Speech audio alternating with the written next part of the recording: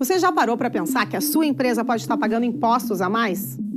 O nosso sistema tributário é bem complexo e é comum as empresas pagarem mais do que o devido. Saiba que é possível recuperar os valores dos últimos 5 anos e reforçar o seu caixa. A Fortus Tax é especialista no assunto e já ajudou muitas empresas nos seus 18 anos de atuação. E o mais importante, você só paga pelo serviço depois que o dinheiro estiver na sua conta. Fortus Tax. Pagar o justo é o nosso forte.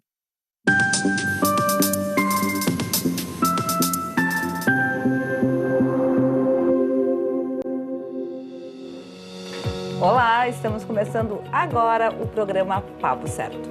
De segunda a sexta, estamos aqui, sempre com um programa inédito para vocês, trazendo informações de assuntos relevantes.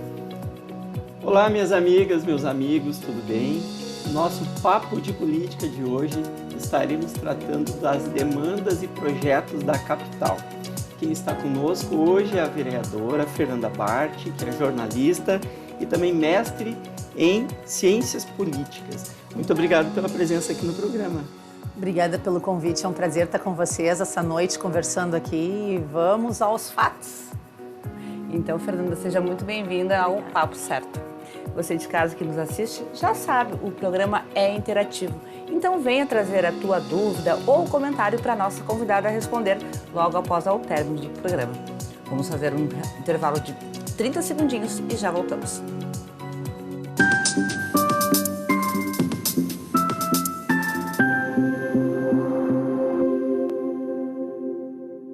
Tá difícil encontrar o profissional certo para a sua empresa? Precisa de alguém detalhista para aquela vaga no financeiro? Quem sabe um criativo para o marketing? Ou ainda, alguém focado em resultados?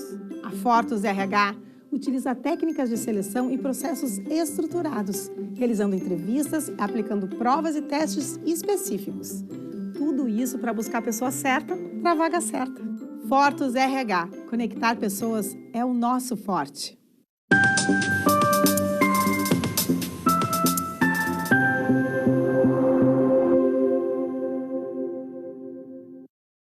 Aproveitando que hoje é segunda-feira, dá uma passadinha lá no nosso Instagram, papocerto.com.br, para conferir a agenda da semana e também sugerir um tema ou um assunto que tu quer ver por aqui. Então, vereadora Fernanda, dando início ao nosso programa de hoje, nos fale um pouquinho sobre a sua trajetória política. Bom, como vocês disseram antes, eu vim do jornalismo, né? A gente fez um curso de jornalismo, depois eu passei por um mestrado em ciência política. Sempre gostei de jornalismo na questão dos documentários. E foi a questão dos documentários que acabaram me levando para a política. Porque eu trabalhei em várias produções conhecidas aqui do Rio Grande do Sul, como Os 40 Anos da Legalidade, ou A Ferro e Fogo sobre a Revolução Federalista. Aí eu comecei a trabalhar para diretores de cinema famosos aqui de Porto Alegre, como Beto Souza, e outros que também tinham uma ligação com campanhas políticas. Eles me levaram para as campanhas políticas. Eu me lembro que a minha primeira campanha política foi uma campanha para a Prefeitura de Porto Alegre, se eu não me engano, para o César Busato, candidato, acho que foi em 1998, se eu não me engano, ou 2000. E dali eu resolvi que eu ia fazer um mestrado em ciência política, então, porque eu queria trabalhar com marketing político, formação de imagem, discurso e marca. E foi o que eu fiz. Fiquei nessa área por 16 anos, trabalhei para vários partidos, para vários políticos conhecidos e acabei que resolvi botar em prática várias daquelas ideias que acabavam sendo minhas, né? Porque quando a gente trabalha com criação, eu era ghostwriter, escrevia artigo até para senador.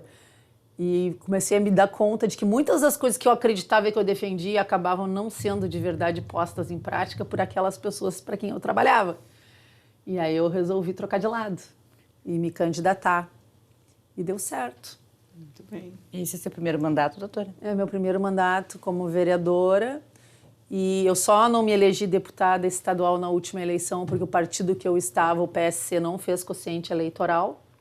Né, numa negociação que foi feita entre, na época, o PRTB e o PSC, que me impedia de concorrer por qualquer outro partido, infelizmente, porque eu já queria ter concorrido pelo PL na época. Se eu tivesse concorrido pelo PL, eu provavelmente estaria eleita deputada estadual. E agora eu estou no PL. muito feliz de estar no PL. Falando um pouquinho agora sobre as demandas, quais são os pedidos mais recebidos no teu gabinete? Geralmente, poda de árvore, buraco na rua, problemas de esgoto, muitas vezes encanamentos que rebentam, né? Por isso que a gente precisa aprovar o saneamento, a concessão de saneamento do DEMAI. E a questão das podas, que já foi muito desburocratizada em Porto Alegre, mas como Porto Alegre é uma cidade muito arborizada e nós temos aí questões climáticas que têm ficado cada vez mais severas, né? Então, a gente tem qualquer vendaval aí, problema de queda de árvores e de falta de luz. Um dos projetos que eu fiz, inclusive, aprovado ano passado, meu e do vereador Cassia Carpes, obriga toda a fiação de Porto Alegre a ser subterrânea num prazo de 15 anos, né? É um spoiler do que a gente vai perguntar logo em seguida. E, vereadora, a saúde, a gente sabe que passa por um momento delicado. Qual a sua opinião sobre o que precisa ser feito em relação à saúde? Bom, eu acho que a primeira coisa que tem que ser feita em relação à saúde, que não é uma questão municipal, é a atualização da tabela do SUS, que é uma reivindicação que já vem de mais de 20 anos.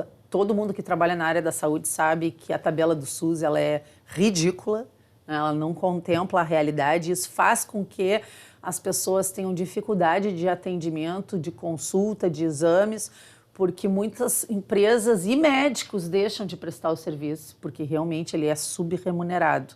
A gente sabe que isso aí faz com que muitos dos filantrópicos tenham muita dificuldade em manter-se funcionando e abertos. Eu sou uma parceira da saúde em Porto Alegre, a gente deu ao todo, a gente tem, né, metade das emendas do vereador são destinadas para a área da saúde, ou seja, cerca de 750 mil por ano. Mesmo assim, eu tenho conseguido mais do que isso, porque eu tenho parceria com alguns deputados federais, mesmo não sendo do mesmo partido na época, né?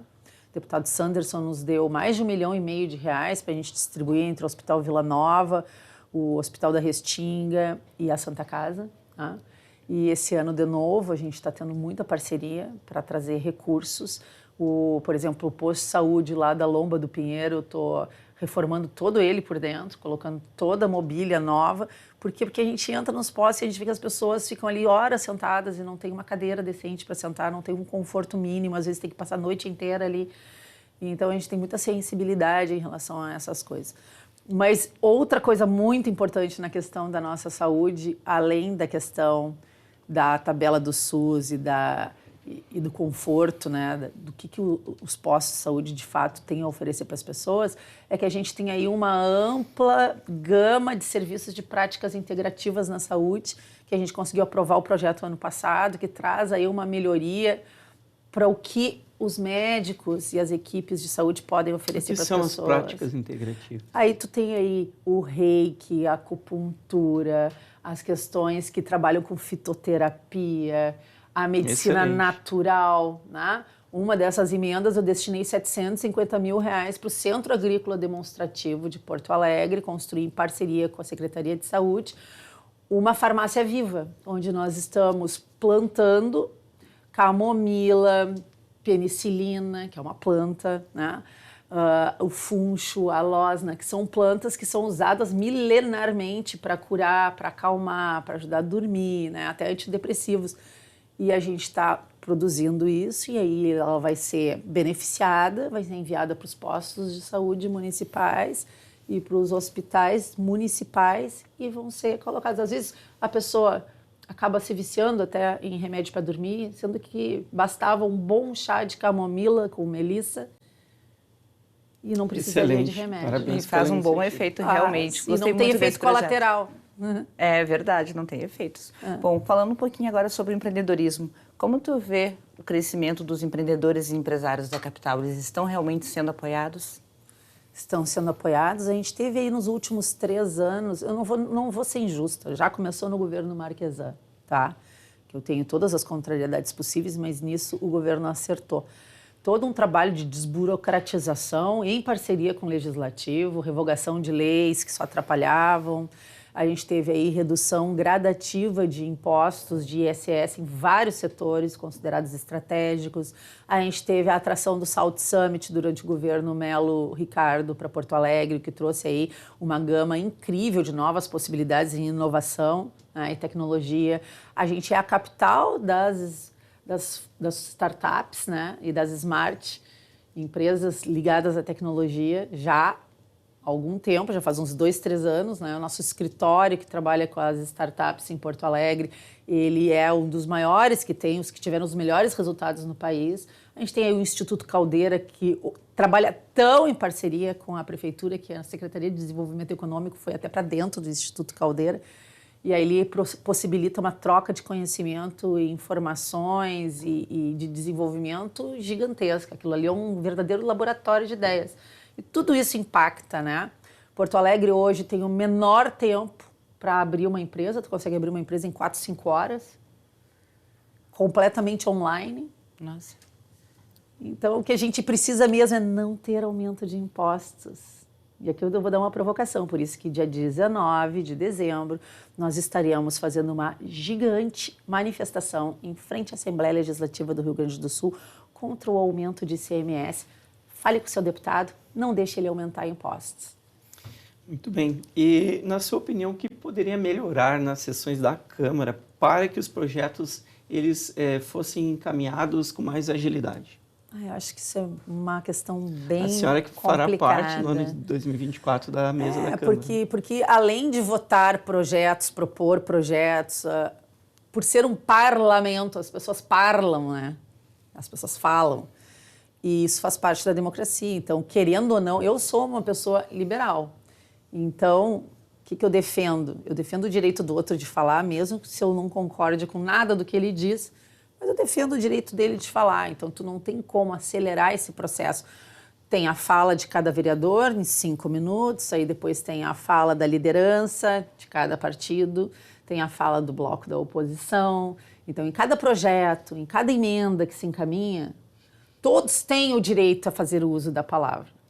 Nós já tivemos sessões lá, por exemplo, onde nós precisávamos realmente aprovar um projeto, ele era um consenso na base. Hoje a nossa base ela tem entre 24 e 26 dos 36 vereadores, sendo que 10 são de oposição. Isso ajuda a agilizar muito, né? Isso ajuda a agilizar muito, mas é o que a gente diz, quem vota, quem tem voto, vota, quem não tem voto, fala. Porque às vezes a gente tem pressa para votar alguma coisa que é de consenso da base, é um projeto, por exemplo, de redução tributária, que a esquerda é sempre contrária, e a gente abre a mão de falar, os 24, 26 que apoiam o projeto, e a gente permite, né, obviamente, é da regra do jogo, que os 10 da oposição falem, eles têm direito a 12 espaços de 5 minutos cada, porque são os 10, mais o bloco da oposição, mais o líder da oposição, cada um deles falando 5 minutos, se eles botarem cada um deles uma emenda, eles são mais, todos eles falando de novo, a gente já chegou a ter, assim, 6 horas e meia, 7 horas de fala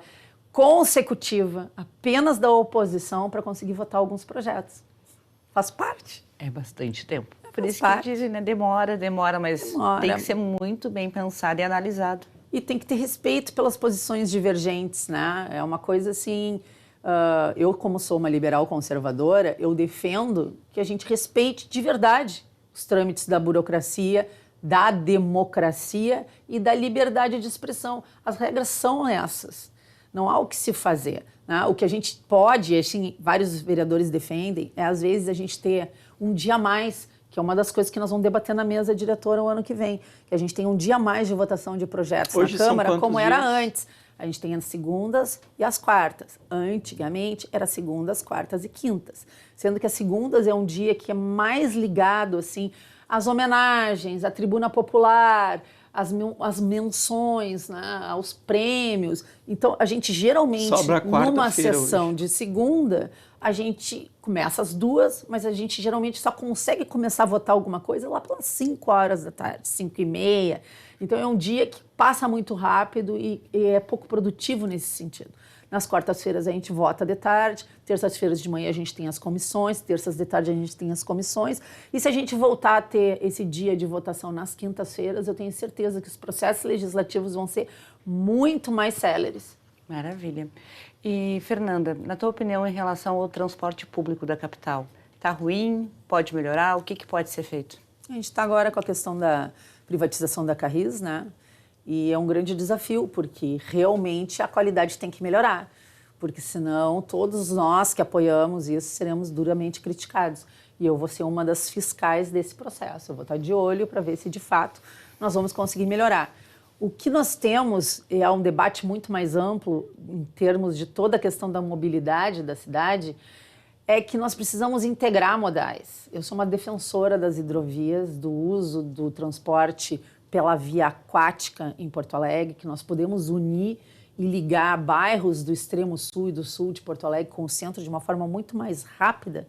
Se a gente tiver essa questão, eu sei, eu entendo, a gente conversa muito com o pessoal que opera a Catsul, né, e que tem as outras barcas lá, e a gente entende que hoje isso é inviável pelo custo do combustível, pelo pouco de pessoas que usam hoje, né? Então a gente teria que ter aí mais linhas, mais pontos de atraque, com infraestrutura colocada ou por uma parceria público-privada ou subvenção da prefeitura num primeiro momento, mas seria muito interessante se a gente pudesse ter uma integração aquática com a parte terrestre, tem toda a questão aí que nós nunca tivemos condições de ter verdadeiramente um transporte por metrô na cidade. E hoje em dia, só de pensar em abrir a cidade inteira para colocar... Eu lhe confesso como... Não consigo imaginar o que seria isso, né? Eu lhe confesso, eu como...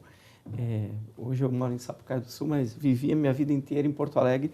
Eu confesso que me dá uma tristeza gigante quando eu passo ali pela orla e eu vejo o aeromóvel que faz aquele trecho de 1 quilômetro ali só para não se deteriorar. Aquilo ali é uma tristeza que poderia ligar via mão, por sobre o Arroio Energia Dilúvio, limpa, sem custo. Poderia ir por toda a cidade ter aeromóvel. É um sonho. Não sei se nessa vida eu verei, mas aquilo ali me traz uma tristeza gigante. Vai ter que ir para Jacarta, se tu quiser ver. Na Noruega, né? Em vários outros países do mundo, eles venderam aquele projeto, implantaram e está funcionando.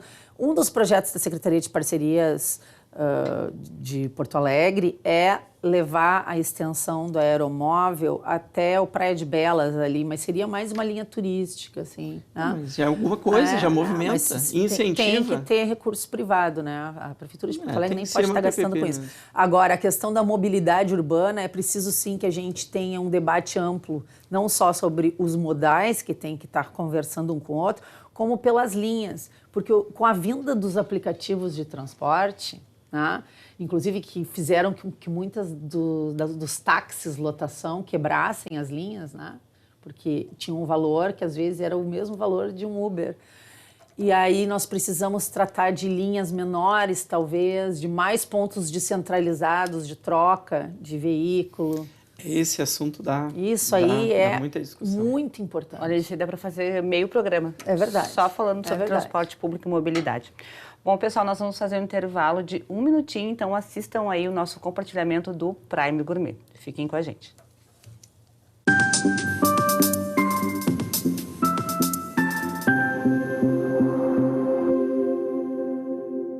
Tal ganhar o prato do seu acompanhante. Com esse app você compra um e ganha um. Simples assim. Vale também para ingressos e hospedagens. De Gramado para o Brasil, o Prime Gourmet traz experiências incríveis para você. Baixe o app grátis e assine quando for usar. Já somos mais de 500 mil aproveitando esse guia gastronômico e turístico. Faça parte desse clube também. Para o cliente, economia e experiências em dobro por 1 ano. Para o parceiro Prime, clientes selecionados. Uma forma elegante de utilizar descontos.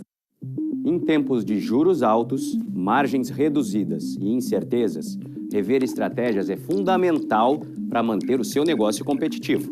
Esse cenário exige planejamento e organização financeira. Nessas horas, qualquer ajuda é bem-vinda, mas a ajuda de um especialista é necessária.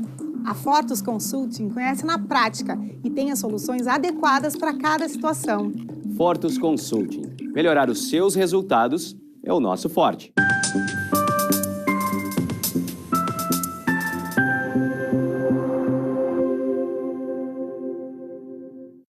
Voltamos e hoje estamos recebendo a vereadora Fernanda Bart e nós estamos falando sobre os projetos e demandas da nossa capital. Dando continuidade, vereadora, Porto Alegre, segurança, o que já foi feito e o que ainda pode ser feito para melhorar este tema tão importante? A questão da segurança pública, que ela é uma área que ela é muito mais demandada, né, pela população, mas o serviço de segurança pública ele é prestado pelo governo do estado. E o que a gente vê é uma falta de homens, né, de brigada militar, que só diminui ano a ano. A última vez que eu estive conversando com o pessoal ligado à Brigada Militar, era um déficit de quase 18 mil homens no estado do Rio Grande do Sul, em Porto Alegre. Esse déficit também é muito grande. A gente tem aí alguns projetos que durante os últimos 3, 4 anos fizeram muita diferença, que foi a questão do Instituto Cultural Floresta, né, do impacto do dinheiro que seria para os impostos, para a qualificação da Brigada Militar, para cursos de qualificação, para carros, para armas, para coletes. E isso funcionou muito bem. Em Porto Alegre, o projeto que faz o mesmo que o Instituto Cultural Floresta conseguiu no governo do estado, é um projeto indicativo de minha autoria, que é o PIASEC, né, que é o Programa de Incentivo à Segurança de Porto Alegre, onde todos os empresários que têm aí o ISS que pagam poderiam descontar uma parte do ISS-QN e doar para um fundo municipal de segurança para qualificar a nossa guarda municipal, fazer a mesma coisa que a Brigada Militar faz, fazer cursos de qualificação, dar viaturas novas, a questão do armamento da Brigada, que a nossa guarda municipal hoje, ela é uma guarda armada. E ontem mesmo a gente estava lá em reunião com o prefeito e com a base, debatendo o projeto de carreira, né, que nós vamos levar para votação, acho que esse ano ainda, de reestruturação da carreira da Guarda Municipal, que mudou o perfil da Guarda, né? Há 10, 15 anos atrás, a entrada na Guarda Municipal, ela exigia apenas o ensino fundamental. Hoje em dia já se pede, né, ensino médio, ensino superior para ascender às categorias mais altas, e se pede, sim, porte de arma, treinamento de defesa e que seja uma polícia de auxílio, uma força de auxílio à Brigada Militar em Porto Alegre. A gente precisa ter. Sim. Bom, dando esse gancho, já que tu começaste a falar sobre taxas e impostos, falando sobre o aumento do ICMS do nosso estado, tu é a favor ou contra? Completamente contra. Isso vai aumentar o custo RS, que é o custo do Rio Grande do Sul. Nós já temos um problema de logística que faz muito tempo que não é enfrentado. As nossas estradas não têm qualidade, os nossos portos não funcionam. A gente não tem até agora a obra terminada da Fraport por problemas absolutamente burocráticos provocados pelos governos. E a gente tem aí uma demanda gigantesca. Não é o momento de aumentar impostos. Toda vez que a gente reduz impostos, a gente consegue arrecadar mais de forma indireta pela melhoria do consumo, que são as pessoas que movimentam a economia. Quando você aumenta impostos, você está mandando empregos e empresas embora, e é isso que o governo Eduardo Leite vai fazer. Sábado de manhã, a partir das 9h30 da manhã, lá na Guete, esquina com a Mostardeira, nós vamos estar fazendo um adesivaço. Nós não vamos pagar esse pato. É o nome da campanha contra o aumento de impostos. E no dia 19, na frente da Assembleia Legislativa, pressionando cada um dos deputados a não votarem por mais esse achaque ao bolso do trabalhador, que literalmente vai mandar empregos e empresas embora. A gente só exporta empresa para Santa Catarina, para Paraná e para outros países, cada vez que o governo pensa em aumentar impostos. Você pensa só comigo, se a margem de lucro de uma empresa às vezes chega a 2%, 3% só, como é que tu vai estar promovendo mais um aumento de imposto? Tu está tornando o negócio inviável. Por que eu vou? A primeira pergunta que se tem que fazer é: por que eu colocaria uma empresa no Rio Grande do Sul se é um estado caro e que ainda tem todos esses problemas de logística? Vereadora, a gente está com pouco tempo. Eu sei que esse é um tema que também daria um programa inteiro falarmos aqui sobre, enfim, aumento tributário, reforma tributária que a gente tem pela frente. E falando agora um pouquinho sobre uma questão que é muito polêmica, que a senhora defende, ou melhor, é contra a doutrinação ideológica nas escolas. Pode falar um pouquinho mais sobre essa sua luta? Sim, faz 12 anos que eu integro um movimento Escola Sem Partido, que agora a gente está chamando de Escola Sem Doutrinação, tá? Que é mais eficiente, as pessoas entendem melhor do que a gente está falando. A gente entende que tem muitos, não são todos, mas tem muitos professores dentro da rede municipal e da rede privada também, que ao invés de estarem ensinando aquilo que as crianças realmente precisam, que os nossos adolescentes precisam, que é escrever e entender a matemática perfeitamente, que é português, matemática, interpretação de texto, lógica, né? Estão mais preocupados em formar militante, em colocar ideias de partidos políticos e de candidatos na cabeça dos nossos jovens, e nós somos completamente contra isso. Eu integro, nível estadual, a Frente Parlamentar contra a Doutrinação Ideológica do Capitão Martim, que é deputada estadual, que foi inaugurada 2 semanas atrás, estive lá no evento, e a partir do ano que vem nós estaremos com a frente parlamentar também na Câmara de Vereadores, com vários vereadores já comprometidos com a causa, e nós vamos aprovar um projeto de escola sem doutrinação em Porto Alegre, que é um projeto que a gente já vem debatendo há muito tempo, desde antes de eu ser vereadora, era um projeto que era do Walter Nagelstein e que eu vou levar a cabo, já conversei com o ex-vereador, e nós vamos aprovar esse projeto, não tenho dúvida disso. Falando em projetos em relação à educação, nos fale sobre o projeto de lei para as atividades extra-classe.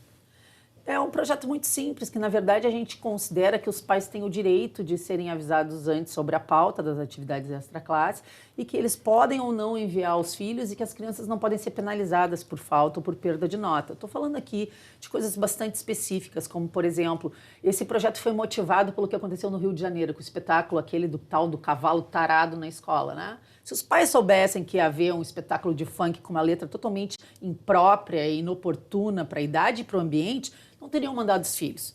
Os pais têm o direito de saber. Então é muito simples, a gente quer que as escolas mandem com antecedência um documento para os pais, pode ser até online, dizendo exatamente a descrição da atividade, o teor e o objetivo. E os pais que decidem. Perfeito, concordo 100%.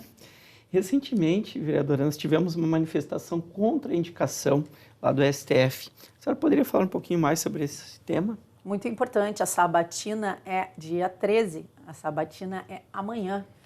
Dino, não.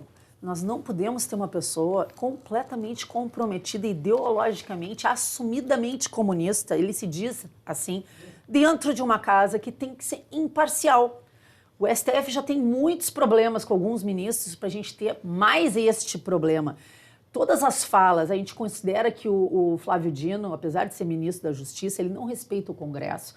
3 vezes ele foi chamado no Congresso para falar a respeito dos atos do dia 8 de janeiro. Ele não foi em nenhuma das vezes. Até hoje ele não liberou as imagens que poderiam provar muitas coisas em relação àquele episódio e que a sociedade merece ver. Então, se alguém não respeita o próprio Congresso, como é que vai ser levado até o STF? Eu acho que isso é um erro tremendo e está em tempo ainda do Senado reagir e é isso que a gente está pedindo. Reage, Senado. Nós queremos que ele rode na sabatina. Bom, nós temos 2 minutinhos de programa. Eu quero te pedir para falar sobre os teus planos em relação ao cenário político. Os meus planos é fazer uma política cada vez mais limpa, transparente e que venha ao encontro, né, das demandas da população. O meu gabinete é 100% aberto a isso. As minhas redes sociais, elas estão todas em fernandabart.com.br. Manda tua mensagem, diz o que tu pensa. Bom, então, Fernanda, te agradeço muito a tua presença e te convido a voltar aqui no Papo Certo. Sempre que for convidada. Bem, agradeço a todos que nos assistiram e hoje eu quero deixar um abraço muito grande para o pessoal lá de Ijuí que nos acompanha aí pelas redes sociais. Então amanhã estaremos aqui novamente com mais um Papo Certo inédito para vocês. Até lá!